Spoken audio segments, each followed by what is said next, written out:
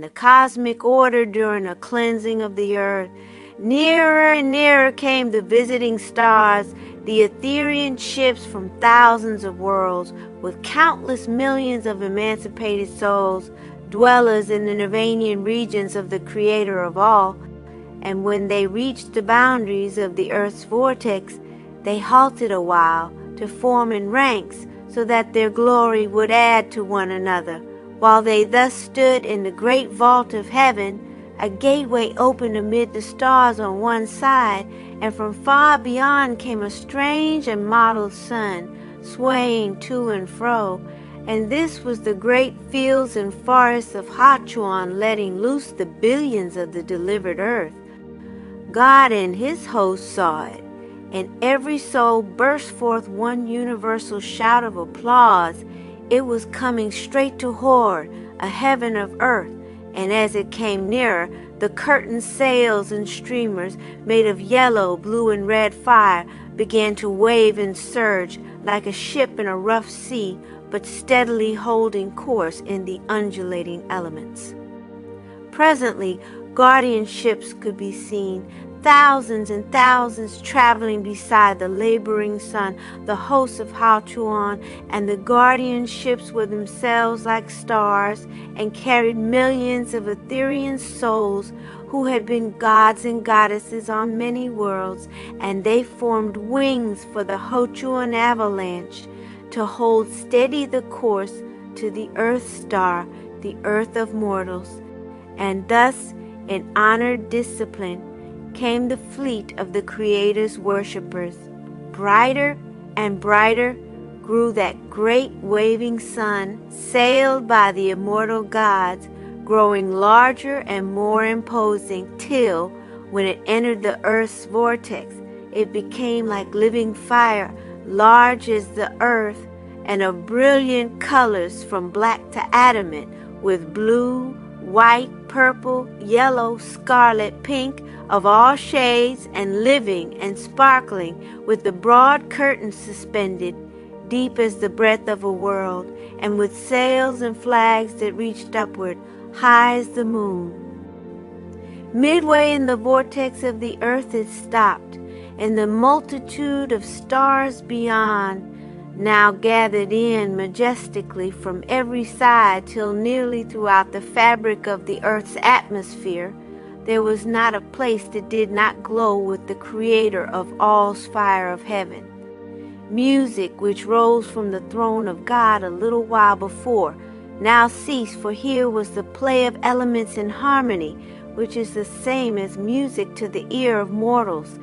The kaleidoscope of splendors hardly stood still, but kept moving, changing, and forming by the decrees of the gods and goddesses, as a general on earth manipulates his armies in the evolution of arms. So in majesty and splendor, the marshalling stars constantly evolved new and glorious changes, stretching across the whole firmament of heaven. And now another gateway opened amid the stars, and a cluster star was seen approaching from the southeast. It was like a star surrounded by stars, and brighter than all the others. This was the starship of the chief god, at the sight of which all souls in the firmament turned in pride and wonder. In the play and management of worlds, he had attained to be swift and mighty above all the countless millions of gods and goddesses assembled. And at the sight of his etherean star, angels and gods whispered, "Af!" And the magic of his name, widely known in the Nirvanian fields of the emancipated heavens, spread abroad till every soul uttered, "Af!" in all the regions of atmosphere and on the earth. Nearer and nearer he came, nor did he stop at Shinvat, the boundary of the earth's vortex, but steadily and with power sailed on till his star stood in the doorway of heaven, and here halted as if to complete the immortal scene. But a moment more, and all the avalanche of the glorious worlds around moved onward toward the earth, surrounding it on every side, and with the star of APF making headway for the throne of God in earth's heaven. This was the morning of the 3rd day in the tides, in which there were still 4 days left, but now the marshals took their parts. First, Suji, chief over all the rest, cried out from the throne of God, "All hail, O Son of the Creator of all!" And the words were caught up on every side and uttered in one breath around the world. All the while the great starships and son of Hautuon gathered in nearer and nearer, till like a net they joined and filled the earth's atmosphere in the east and west and north and south and below and above on every side. And the words of the marshal, "All hail, Son of the Creator of all," traveled like an echo over all the heavens. Then Af's fleet drew near, he and his hosts alighted, and he ascended the throne, saluting, saying, "All hail, O Neph, God of heaven and earth." And this was also uttered by the millions of hosts, after which the signs and ceremonies of the gods were briefly concluded, and a recreation of 3 days proclaimed. So the angel hosts came forth out of their ships, or by the endless chain sped to any quarter of the earth they desired to visit. And for 3 days and nights the visitors dwelt on the earth and in the lower atmosphere, inspecting how the earth was made, its land and water, its mountains and valleys, its beasts of prey and beasts of burden, its birds and fishes, and above all its mortal people and spirits who lingered about the earth, the great storytellers who knew no higher heaven. Then the visitors surveyed atmosphere and the works of God and his lords, including their nurseries, hospitals, factories, schools, and colleges. On the 4th day the marshals called order, and so great was the discipline of the hosts and the arrangement of the starships that in a moment of time order reigned among all these countless millions of celestial people. Now, during the recreation, the chiefs from many worlds, as well as gods and goddesses, mingled together and exchanged their varied experience in the wide regions of the Creator of all's universe, of the management of both physical and spiritual worlds, of the cosmogony of etherean planets, the surveying of roadways, turning worlds from their orbital course, or changing their axial rotation, the deliverance of millions of souls into the Gion fields, the creation of new physical worlds and the dissolution of others, and the gathering together of the spirits disinherited and of their final restoration. Neither did there seem to be any end to the Creator of all's universe, where such wonders go onward forever.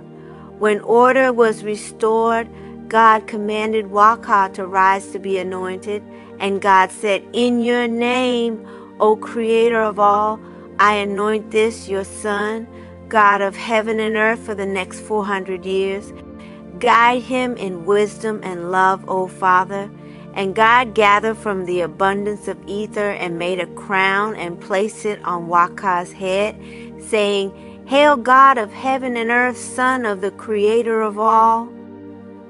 This in turn was shouted by the hosts. Then God took off the triangle, the samgan, the heirloom of the gods of the earth star, and God hung it from Waka's neck, saying, "Take this heirloom, the symbol of 3 entities in one, and wear it for the glory of the Great Spirit, the Creator of all."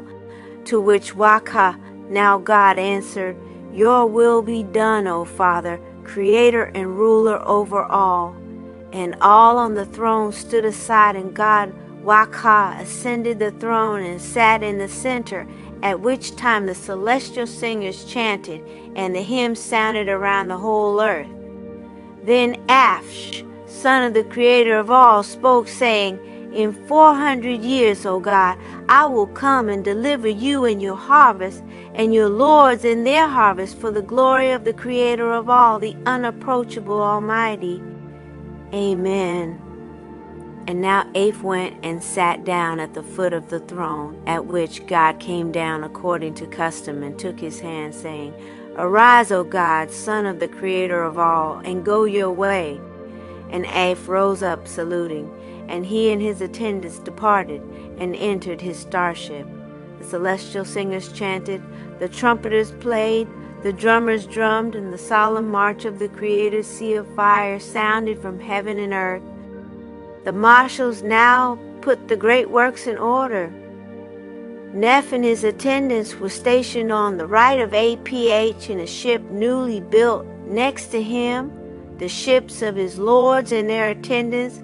After them, their marshals from the different divisions of the earth and atmosphere. Next to them, the ships of the messengers, then the factors, then the nurses, then the physicians, and so on. And finally, the divisions of earth raised, who were now adjourned to the sun avalanche, those raised from earth being of the same rank as those from Hautuon. These comprise the harvest of Neph for the Creator of all's emancipated realms, and the number of souls exceeded all other harvests raised up from the earth. And now came the time for the ascent, and Aph said, Give us of your power, O Creator of all. And his words were echoed in all places in heaven and on earth. The plateaus trembled and oscillated. Again Aph said, Of your power, O Creator of all, arise, O heaven, arise, O heaven. And the plateaus of the sphere started from their foundations and slowly moved back and outward away from the earth. The celestial musicians played the march. The ethereans tore off strips of fabric and threw them down to earth's heaven, and then formed flowers and leaves and perfumed them, casting them out to fall in the lower heavens. Outward moved the etherean world, then parted the breadth of the earth, and then rose slowly upward.